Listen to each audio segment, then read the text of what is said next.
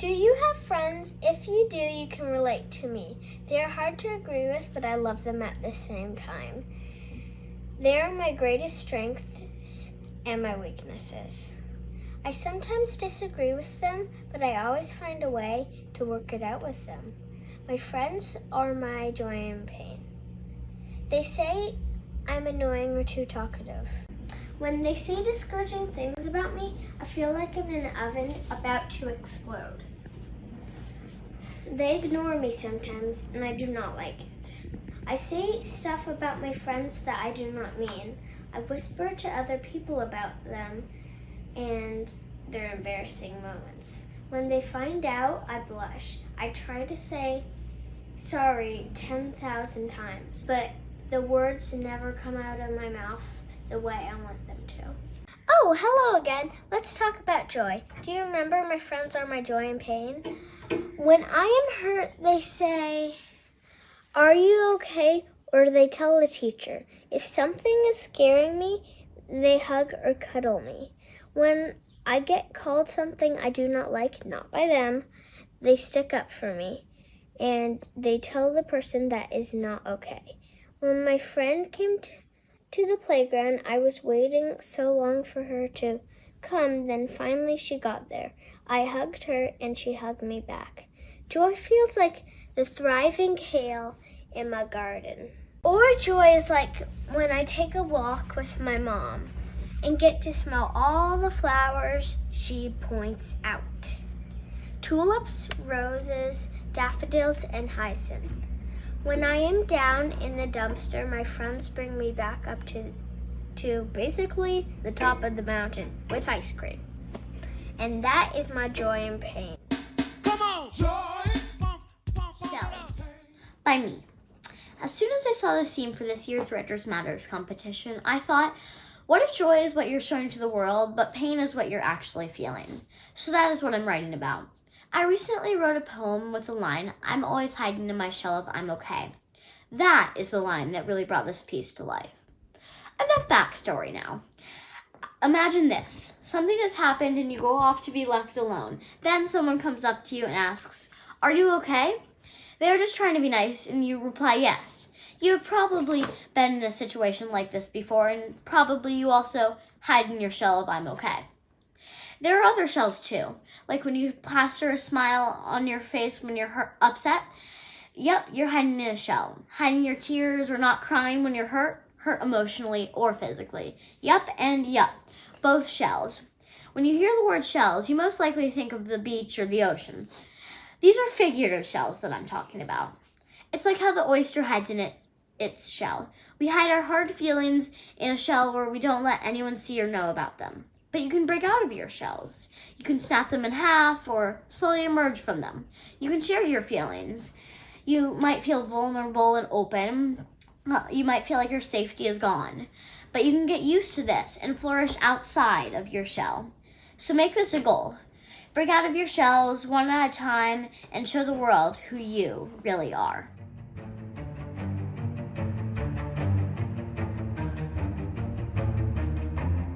Many things bring me joy, such as computers or games.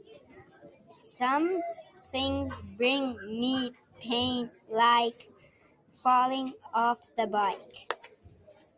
A time when I felt joy and pain was when I moved from Afghanistan. I felt pain because I was scared but then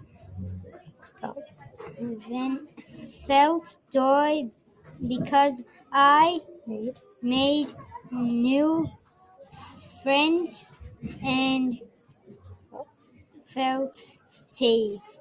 Good.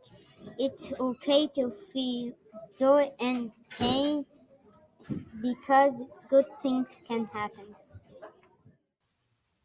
December 31st, 2019, 11:59 p.m. The world celebrated the end of one year with hope and excitement for the new.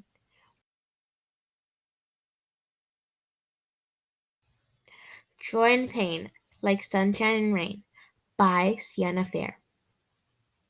December 31st, 2019, 11:59 p.m. The world celebrated the end of one year with hope and excitement for the new. We did not expect or have a clue. 2 years of chaos, 2 years of confusion. It was the struggle to find joy with so much pain. No sunshine, only drowning rain. A global pandemic locked down family and friends. It caused millions of lives to come to an end. Legend, Kobe Bryant and 7 others tragically died in a helicopter crash. Our hearts were shattered and trashed. We lost a superhero, Chadwick Boseman. His spirit lives in Wakanda forever. Trailblazers, Ruth Bader Ginsburg and John Lewis went to rest in paradise. The torch was passed to a new generation of activists. The world's courageous, outspoken, and fearless exist. Wildfires, hurricanes, and winter storms swept through. We were tired and didn't know what to do. Say their names: Ahmaud Arbery, Breonna Taylor, George Floyd, and the list goes on. We protested that Black Lives Matter. The world started to chatter. These events sent shockwaves around the world. We were hurled, twirled, and swirled. It seemed there would never be sunshine when the world was in flooding rain. But beautiful things did await us after the pain. Computers were shut down. Students and teachers were reunited. We told COVID, you are no longer invited. The world began to open back up. Laughter filled the air. Hope pulled up a chair. Joe Biden and Kamala Harris won the election. The world joins hands in a positive direction. Since 2020, there are many lessons. They will come in handy if we're ever in another world depression. 1. We can't stop the waves of life, but we have to learn how to surf them. 2. The pain of parting was nothing compared to the joy of reuniting. 3. Pain and joy are two sides of the same coin. 4. Sunshine always follows after each passing rain. Joy and pain like sunshine and rain. Thank you. I'm Zayana Rose Morris, and this is my joy and my pain. My joy and my pain, my sunshine and my rain. My joy is the peace, my pain is defeat. Our evens and odds can be even if we stand up for ourselves. Enemies to friends, we can use our words to make peace. My joy and my pain is my sunshine and my rain. I wake up to the sound of birds singing. I raise my hand as if I am touching the sun. I could feel the warmth touching my hand. I get up from my bed even though I don't want to and do my routine.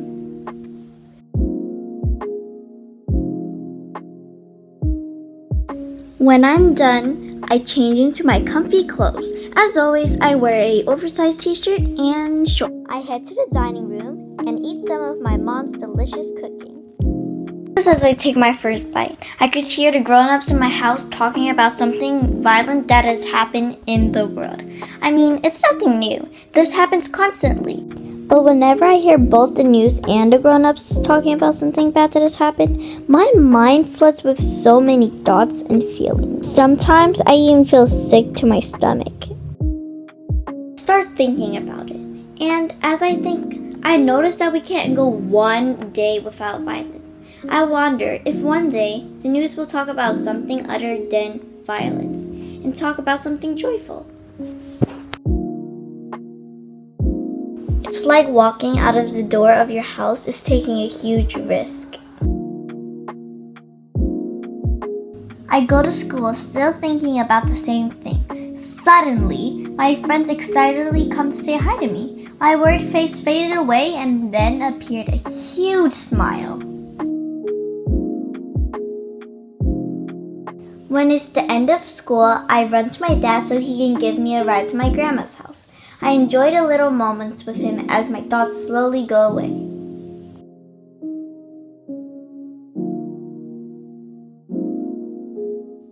arrive at my grandma's house and see my mom, my cousins, uncle and aunt, grandpa, and my grandma. All their smiles make me realize that I don't have to worry about much. As long as I have amazing people surrounding me, I have nothing to worry about. Moral of the story, try not to see the bad things in life and try to see the good. It's tough growing up in the world we live in. It's bigger than black and white. It's a problem with the whole way of life. Life can't change overnight. Life is always not fair. And some people get mad and kill black people. It makes me mad that people are racist. And it makes no sense. How does it hurt you that I'm black? It makes me think they're jealous. My grandpa was killed to a disease, and I was heartbroken when I heard this news. I wish that this disease would go away. It's making me angry. I was disrespectful to my teachers. I'm thinking I was wasting my time for no reason. We all have to leave someday. It's making life harder. Getting mad. I was hoping I could do better. Until this day I felt angry, but I realized we had to leave someday. It's hard talking about how I feel. I really have to keep my emotions in because I'm uncomfortable talking about it. Still to this day I get in a lot of fights. Everyone don't follow my path. It's not a good path. It could get you seriously hurt. A lot of my friends look up to me. I still feel I want to change and how I react to things. I want to be a good role model. I tell the people that look up to me, don't follow my lead. As I'm telling you, I try to do better. It's hard in life most days. When I'm having a bad day, I feel like I want to kill myself. I wish I could have died instead of him.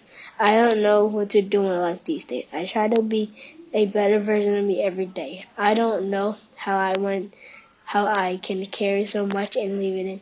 I don't want to talk about how I feel to people, even my parents. I don't talk to them how I feel. I was thinking to myself, he doesn't know how I feel. He's so messed up that he hoped that you die. But I choose to survive because I think I can focus and try. Life is hard with the problems I go through. I don't tell them. I keep them in. I don't think it's right to talk about how I feel. I want less pain. I felt like God was giving me more pain. But it's nothing from the situations I went through. I would reset because God gave us challenges to see us make progress. Some days I think it's just me, myself, and my heart. I'm going to make it out alive. We all have to lose someday. I don't know when my day is. Tomorrow is never promised. I remember when I could have died. But God let me survive. I was feeling like He was saying I had a future, releasing complete my dreams. Success never comes first. I have a long future ahead of me. I'll finish my dreams before my days end. Even though I keep my sad and anger in, I'm going to choose to survive because I know I can focus on China. I don't want to die from emotions I hide. I want to be the best I can be. I don't think I proved to myself what I can do and what I can't do. No one should die from emotions they hide. Every day someone is killing themselves because they hide emotions. I could do whatever if I put my mind to it. I I feel like I want to kill myself, but I think if I kill myself, how would the people that care for me would feel? I was told I was useless, heartless, and I have no feelings. I've been through a lot. Writing is mostly how I spill my feelings out. My joy. My joy is when my older brother comes from school. He says I can use his phone. The pain is when my brother takes his phone back. It's like when your parents go into a store and you're left in the car alone. My joy is when my brother comes back from work. He works at Green Chef. The pain is when he leaves our home to return to work. When he's home, it's like eating cake on your birthday, but when he's at work, home is as boring as a chair just sitting there. My joy is when my nieces and nephews come over. Then again, the pain. My nieces and nephews can't come over. They have to go to a party without me. I feel upset until my sister comes. I feel joy again When my sister comes, the joy is like going shopping for new clothes at the mall. My joy is when my older brother comes from school. He says I can use his phone. The pain is when my brother takes his phone back. It's like when your parents go into a store and you're left in the car alone. Love and joy, pain and hate, bittersweet, those mixed emotions. Going through a hardship, but gaining knowledge from it, bittersweet. Going to a funeral, but seeing all your family together, bittersweet. Distancing yourself from a friend, but they were harmful to you, bittersweet. The list can continue forever. But what is bittersweetness? What makes these contradicting emotions collide into one? Is it a common, indecisive nature, or is it a phenomenon to be awed at? A rainbow is the testament of sunshine after rain, so we marvel at it and cheer it on. But why? It is but a piece of nature, and we knew that it wasn't going to rain forever. So why be joyful even though we knew the sun would shine again? Maybe the rainbow is something deeper. Maybe it speaks to our personal lives as opposed to the physical nature of it. Maybe it represents that beneficial and happier side of life. We know that we don't live a fairy tale. We hurdle over challenges and struggles every day to attest to that. But in those problems, we all wish for that rainbow. We all want the happy side to pull aside the curtain and say, I'm here, I promise. We all wish for bittersweetness in those times. In the roller coaster of life, we go through many ups and downs. But what I've learned is that bittersweetness, that rainbow after a storm, is that middle ground. The moment of calm where you can find the pleasant in something sorrowful. That little bit of love shining through the pain. Bittersweet. Yeah. I lost my father at a young age. Back then, when my dad lived with us and my mom was pregnant, my dad was a cop. He worked for the Philadelphia Police Department. My mom was going to labor with me on my dad's walkie. They reported that somebody was robbing the store, and my dad responded to the call. The plan was for him to go to the hospital to be with my mom afterwards. He did not want to shoot the man because he was homeless, because he didn't see that the man had a gun behind his back. The man was robbing the store and shot my dad. My mom found out a couple days later. My grandma knew but decided to hold off on telling my mom because I just had been born. My mom met my stepdad when I was 9 years old. He was a janitor at my school. They met because my mom was talking me and my sister to school. Eventually, they got married. My sister and I was happy. Every day after school, my stepdad would walk me and my sister home from school. My stepdad has always been there for me when my real dad wasn't. Now, 4 years later, my mom is pregnant with my youngest sister. My stepdad owned a gun, but it wasn't licensed yet. A few weeks after somebody tried to break in our house, my stepdad shot the guy in the leg. When the cop asked the shooting and asked for the gun license, he didn't have it. My mom tried to take the blame, but my stepdad stood up and told the truth. You can't have an unregistered or unlicensed gun, so they arrested him. So right now he is in country jail. Because of this, I try to keep my mom occupied. I do this by doing everything she asks me to do. I'm the man of the house now. I rub her feet for her and try to make her feel comfortable. I want to take care of her, my grandma, and my grandpa.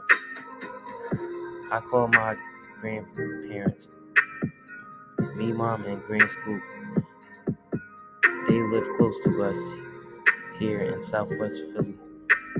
When I go to their house, I help them out by checking their mailbox and carrying bags for them and keeping them company. My mom is due in August. My stepdad should get out of jail before the baby is due. While he's gone, I'm going to try my best to keep my family whole. I Am Black by Christian J. Anderson. I am black, where the white man took us and whipped us on our back. I am black, where most of our community is addicted to crack. I am black, self-confidence is where we lack. I am black, where we live by the street code, don't snitch when all of that stuff is whack. We are strong. We bang our chests like King Kong. A big chin is that all of our male nature is long, but that is wrong. None of this is cap, where most black kids dream of busting a trap. We are courageous, where most races view us as dangerous. But if you took a walk in our shoes, you would not look at us in that view. I am black.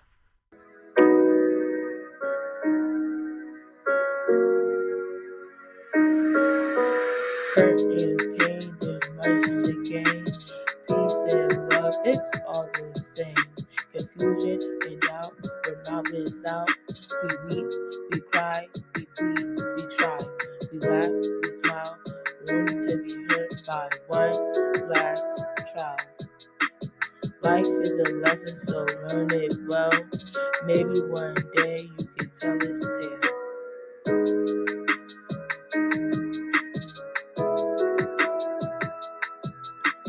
Hi, I'm Dylan Paul. I'm an 8th grader at C.W. Henry, and this is my Sunshine and Rain Joy and Pain Writers Matter piece for 2022. People have always described hate as a strong word. When I was younger, my parents would be quick to scold me if I, in exasperation, expressed that I hated my math homework. Yet I still used the word. Since then, I've developed different things that I hate, many of them much more complicated than a sheet of homework. I've learned that I still don't like certain small things, such as cherry ice cream and washing the dishes, but as I've grown older and my eyes have been opened to the world, I have a different understanding of the word. Hatred is a difficult thing. People hide behind their hatred to protect themselves from the things they cannot and choose not to understand. There's a love of ignorance to it sometimes. Typically, hatred is bitter and indignant, but once you break that down, you find heartbreak and a love that was ignored or forgotten. Hate and love are often defined as complete opposites. For example, hating a song versus loving it. However, I personally believe that it's possible to both hate and love something. I feel like one never comes without the other. I'll hate something, but the explanation for that is simply because it reminds me of something that I love that went downhill. It's bittersweet. For instance, a relationship with a person that you know is hurting you, but you're too attached to them to let them go. It's a routine that's hard to break free from. I think it's also hard to hate something without loving some part of it, and vice versa. I feel like that's why I also tend to feel so sad on my birthday. I appreciate the people that are there for me, but it's always overwhelming and I end up feeling left out. It's a complicated feeling. So I believe that love never comes without hate and hatred without love. They coexist, and there is never one without the other. It's easy to love and hate something, such as family or items. I would say I have a love-hate relationship with my father. I love him because we are family and family sticks together, but sometimes he says and does things that make me want to dislike him. I have a love-hate relationship with chocolate-covered strawberries. It's great with white chocolate or milk chocolate, but dark chocolate is gross. Plus, too much of it can cause aches and pains. I would say I'm a resilient person. I don't back down too quickly. Once I encountered a rat in the backyard of my old home. I was about 9 or 10. Now, as it was about to come towards me, I swiftly took to a broom in the house and hit it, swatting it backward and somewhat killing it. Though I ran back into the house soon after. I was 9, not much to it. I was around 7 when I lost my older cousin. He was my favorite. We were very close, though very far in age. Late 20s, I think he was. We were playing basketball together. I went back into the house for water, and my mom told me to stay in, considering it was dark and they were about to leave. That night he died, and it was horribly scary. I was in the house playing with my older brother when I heard the gunshots go off. He died on what everyone calls the block, but it was pretty much a street around the corner. We had a ceremony not too many weeks after. It was horrible, crying hysterically, snotty and everything. I try not to think about it too much because it still hurts, but I've grown. Not to mention my growing pains, hormonal, tired, angry, sad, confusion. I'm sure you've heard of it. It's testy. One of the many things that make or break parts of life. Some make it and some break. Some are late and some are early. I was an early bloomer at 9 years old. I'm in it to make it. Anyways, like I thought I was saying, it's a lot of ups and downs in life, like roses and thorns or exercise and soreness. I could talk all day about bad things, but there's so many good things too. Jordan, out. My feelings are like echoes replaying in my mind. When bats communicate with loud screams, my feelings do the same. They bounce back to back in the dark and scary cave I call my brain. The more I try to escape, the more I try to run away, the more I feel trapped in the dark and scary cave I call my brain. I worry about my appearance and I wonder why I can't look a certain way. I wait for the day where I can finally accept who I really am. I scream and shout, yet I have no way out. My heart feels tight, my body feels light, my negative thoughts aren't small. I feel like I can't do anything at all. My heart drops when I see someone better than me. I won't ever escape this dark and scary cave I call my brain. In a fight where I give up and call it self-defeat, where I blame myself for another matter that does not involve me, I won't ever believe I've done enough for this dark and scary cave I call my brain won't let me. Sunshine and rain, close to pain, my story begins in grinding pain. Nowhere to go but under the rain. Joy is a light, light as the sun. Pain is a curse that stays for a while, only for it to become wild. I have a broken heart, like a torn wing, cannot be healed, I cannot explain. When I see the light, I smile away, for memories to be brought, for memories to be delayed. It covers the pain, but not my scars. You cannot see what is hidden, nor you can see a broken heart. Sunshine and rain are close to pain. The story begins in grinding pain. I remember the day very clearly as if it were a clear sky, only to find what is inside. My heart slipped and broke inside. I walk on the streets when the sun is out, only to be blinded by someone else. I see the light, but when I reach for it, it disappears, like gray clouds in rain. One day I will be free like an eagle. One day I'll grow like a plant with sunshine beside me. Cut me down like a flower to only die, to lose colors, to lose life. Sun and rain come and go like leaves who are left alone.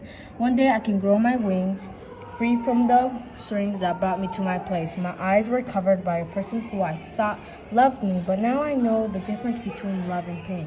When I see the sun, I lay down, only to wonder when will this all go away. As I go to a place called peace, where I belong, sunshine and rain are close to pain. My story ends in happy peace. No matter where I am where I want to be. In heaven or hell, where will I end up to be?